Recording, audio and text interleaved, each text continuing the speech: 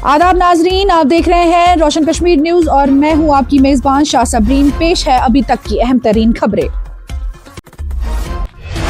अवामी सेहत के तहफ़्फ़ुज़ और फूड सेफ्टी कवानीन पर अमल दरामद को यकीनी बनाने के लिए जम्मू पुलिस की जानिब से मामूल की चेकिंग मुहिम के दौरान एक ऐसी गाड़ी को रोका गया जो बगैर मयारी तरीके से नॉन वेजिटेरियन ग़िज़ाई अशिया ले जा रही थी।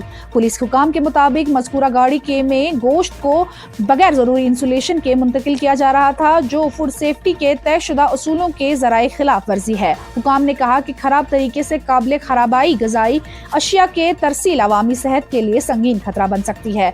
खिलाफ वर्जी का फौरी नोटिस लेते हुए फूड सेफ्टी के नामजद अफसर को मौका पर तलब किया गया ताकि मौका पर ही मुआयना किया जा सके और कानूनी कार्रवाई का आगाज किया जा सके।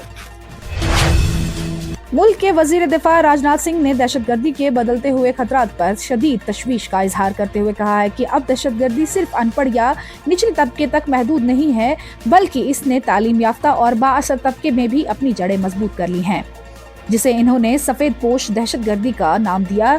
वजीर दिफा ने कहा कि मुल्क को अब सिर्फ सरहद पार दहशतगर्दी ही नहीं बल्कि अंदरूनी सतह पर मुंजिम, मंसूबाना बंद और जहनी तौर पर तैयार अफराद की जानिब से फैलाई जाने वाली दहशतगर्दी का भी सामना है। राजनाथ सिंह ने कहा कि जदीद दौर में दहशतगर्दी के तरीके तब्दील हो चुके हैं। इन्होंने कहा कि आज का दहशतगर्द सिर्फ बंदूक या बम के जरिए नहीं बल्कि सोशल मीडिया, साइबर टेक्नोलॉजी और माशराती असर व रसूख के जरिए भी मुल्क की सलामती को नुकसान पहुंचा रहा है।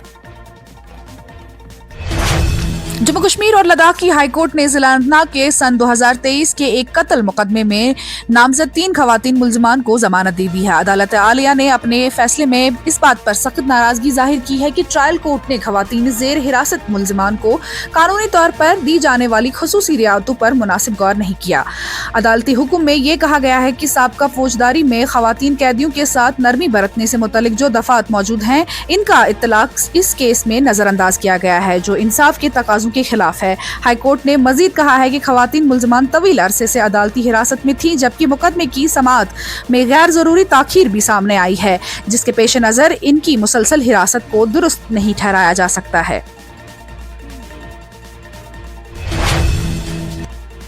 अवामी इत्तेहाद पार्टी की जानिब से एमजी नरेगा में हालिया तरमीमात के खिलाफ पुरअमन धरना मुनक्कद करने की इजाजत न देने पर सख्त मजम्मत और इसे गैर जमहूरी कदम करार दिया।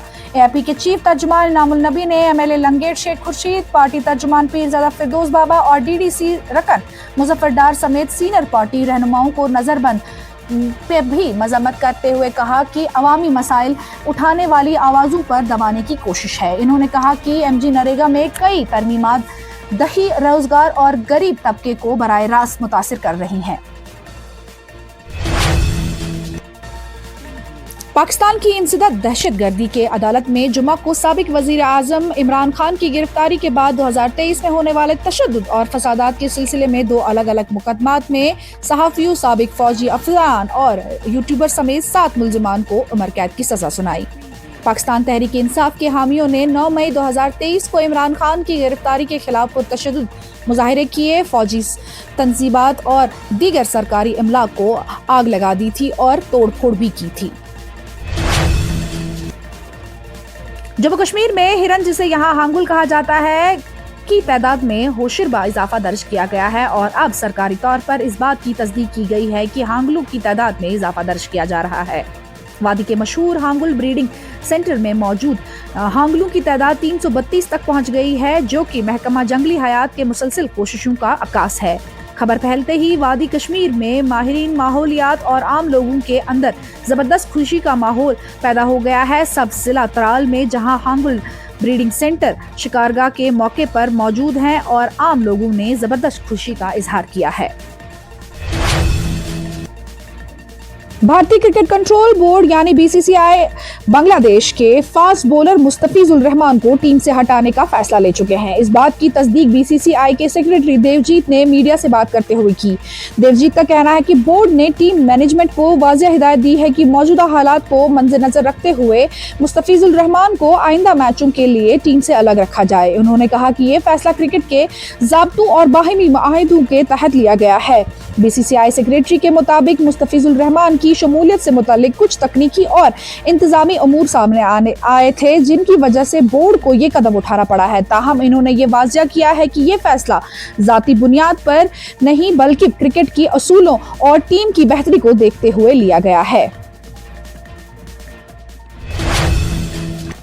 कांग्रेस ने असम हुकूमत के 32 स्कीमों को वोटरों के लिए रिश्वत करार देते हुए कहा कि वो इसके खिलाफ मुहिम शुरू करेंगे।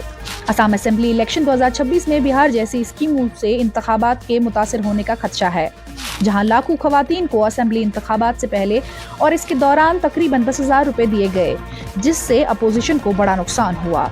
असम में रवा साल अप्रैल में असेंबली इंतखाबात हो गए और रियासती हुकूमत ने 1 जनवरी को अदायगियों का ऐलान किया था और 9वीं स्कीम के तहत 2020 में मुस्तफीद होने वाली 3.7 मिलियन खवातीन को टारगेट किया गया। इन्हें पर महीने 1250 रुपए दिए गए। अब रियासती हुकूमत 20 फरवरी को इस्तिफादा कुंदा खातून को 8,000 रुपए का बिहू त्योहार एडवांस देने का मंसूबा बना रही है। कर्नाटक के वजीर आला सदारामैया ने बिलारी में पेश आने वाले फायरिंग के वाक़ये की तफसीली जांच के अहकाम जारी करते हुए कहा है कि ये मालूम करना जरूरी है कि किस बंदूक से गोली चली और कांग्रेस कारकुन की जान कैसे गई। ये वाक़या साबिक वजीर जी जनार्दन रेड्डी की रिहाइशगाह के करीब पेश आया था, जिसमें कांग्रेस कारकुन राजशेखर हलाक हो गया।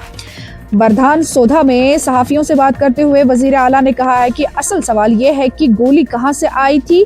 ये मालूम होना चाहिए कि फायरिंग बीजेपी की तरफ से हुई है या फिर कांग्रेस की जानिब से। सिर्फ गैर जानिबदार और मुकम्मल तफ्तीश से ही ये हकीकत सामने आ सकती है कि इसलिए मैंने हुकाम को तहकीकात और रिपोर्ट पेश करने की हिदायत दी है। वादी कश्मीर में शबाना दर्ज हरारत बदस्तूर नुक्ता अंजुमात के करीब रिकॉर्ड किया जा रहा है। महकमा मौसमियात के मुताबिक श्रीनगर जुमा और हफ्ता में दरमियानी शब कम से कम दर्ज हरारत -1.5 डिग्री सेल्सियस रिकॉर्ड किया गया, जबकि लद्दाख के कई इलाकों में पारा -11 डिग्री सेल्सियस से भी नीचे गिर गया। जम्मू कश्मीर के गरमाई दारुल हुकूमत में जहां शबाना दर्ज हरारत नुक्ता अंजुमात से जरा नीचे रिकॉर्ड किया गया, वहीं मारूफ सिकी रिजॉर्ट गुलमर्ग वादी का सबसे सर्द मकाम रहा, जहां दर्ज हरारत -6.5 डिग्री सेल्सियस तक गिर गया।